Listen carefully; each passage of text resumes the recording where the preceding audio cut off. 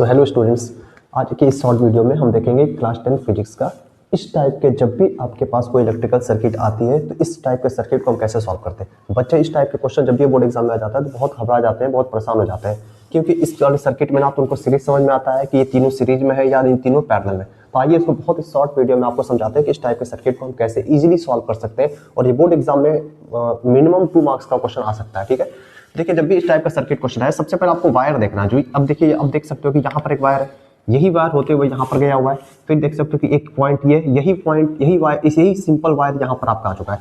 तो आपको P और Q के बीच में एक इक्विवेलेंट रेजिस्टेंस निकालना, मतलब तीनों का कंबाइंड फॉर्म ऑफ रेजिस्टेंस निकालना है। तो देखिए ऐसे क्वेश्चन को कैसे सॉल्व करेंगे। सबसे पहले जहां पर भी वायर है ना वहां पर आप लेवलिंग कर लीजिए। सपोज करिए यहाँ पर वायर, इस पॉइंट को हमने मान लिया A, ठीक। अब यही वायर यहाँ पर आपका आ गया तो इस पॉइंट को भी हमने क्या मान लिया, A मान लिया, ठीक है। अब नेक्स्ट वायर ये है, इस पॉइंट को हमने एज्यूम कर लिया B, यही वायर आपका घूम के यहाँ पर आ गया तो इस पॉइंट को भी हमने क्या मान लिया, B मान लिया, ठीक है। अब इतना करते ही आपका समझिए 99% काम यहाँ पर हो गया।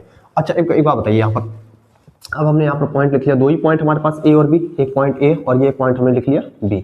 अब देखो A और B के बीच में, A और B के बीच में कितना रेजिस्टेंस है, एक रेजिस्टेंस है। तो A और B के बीच में एक रेजिस्टेंस हम लगा देंगे। इसके बाद देखिए फिर से देखिए B और A के बीच में फिर से एक रेजिस्टेंस है, तो B और A के बीच में फिर से एक रेजिस्टेंस लगा दीजिए आप। फिर देखो A और B के बीच में फिर से एक रेजिस्टेंस है, तो A और B के बीच फिर से एक रेजिस्टेंस लगा दीजिए, ठीक है। अच्छा मान लेते हैं इस क्वेश्चन में कि इस रेजिस्टेंस की वैल्यू है एग्जांपल के लिए 2 ओम है, ये भी है 2 ओम है और ये रेजिस्टेंस भी कितने का 2 ओम है, और हमको इनका इक्विवेलेंट निकालना है। तो ये भी कितने हो गए यहाँ पे 2 ओम 2 ओम 2 ओम, ठीक है। हमने क्या किया, इलेक्ट्रिकल सर्किट थी, हमको इक्विवेलेंट रेजिस्टेंस फाइंड करना था। हमने वायर को देख लिया, ये वायर यहाँ से गया हुआ, तो ये वायर जहाँ पर कनेक्ट है इस पॉइंट पे A मान लिया, तो यही वायर यहाँ पर गया तो यहाँ का भी पोटेंशियल, यहाँ का पोटेंशियल सेम होगा, तो इस पॉइंट को भी A बोल दिया। अब ये वायर यहाँ पर B पॉइंट पर, यही वायर यहाँ पर गया तो इस पॉइंट को B बोल रहे हैं, तो इस पॉइंट को भी हमने क्या बोला B, और हमको निकालना क्या, P और PQ के बीच में इक्विवेलेंट रेजिस्टेंस फाइंड करना है। अब सबसे पहले आप एक चीज देखिए, A और B के बीच में एक रेजिस्टेंस, फिर वही B और A के बीच में एक रेजिस्टेंस, फिर वही A और B के बीच में एक रेजिस्टेंस।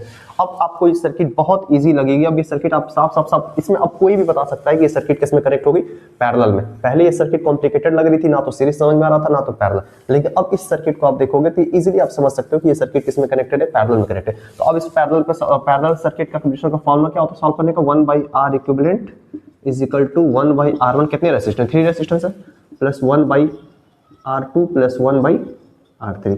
अब तो इजीली हम इसको सॉल्व कर सकते हैं, सॉल्व करके दिखा देता आपको। 1/R equivalent is equal to 1/2, 2 ohm के तीनों रेजिस्टेंस, 1/2 प्लस 1/2, ठीक है। तो आपका एलसीएम कितने आ जाएंगे, 2 एलसीएम आएंगे, ऊपर 3 आ जाएगा। अब ये R इक्विवेलेंट ऊपर जाएगा तो कितना आ जाएगा, 2/3 ओम हमारा फाइनल आंसर आ गया। तो आई होप अभी आपको वीडियो समझ में आई होगी, और इसको एक बार और एक वीडियो को देखोगे, 1-2 बार आप वीडियो देखोगे, बहुत इजीली समझ जाओगे। और ये मान चलिए 2 मार्क्स का ये क्वेश्चन बोर्ड एग्जाम में, आपके CBSE बोर्ड एग्जाम में आ सकता है, इंपॉर्टेंट क्वेश्चन है, ठीक है। Okay, thank you.